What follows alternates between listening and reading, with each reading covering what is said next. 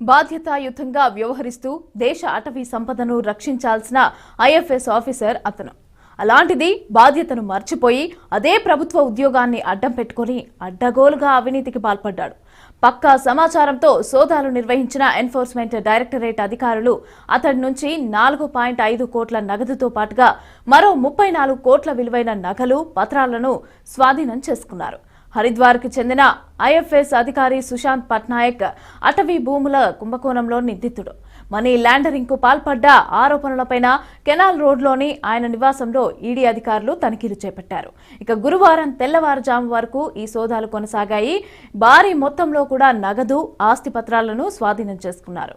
ఆయన ఇంట్లో ఏకంగా డబ్బు లెక్కించే యంత్రాలే ఉండటం అధికారులను నివ్వెరపరిచింది.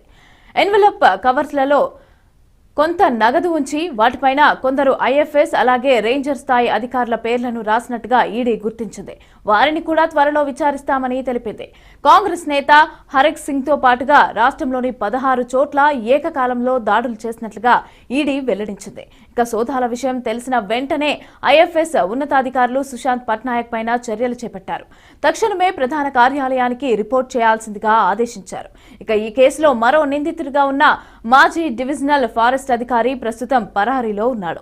ఇక ఆయన ఇంట్లోనూ సోదాలు జరిగాయి.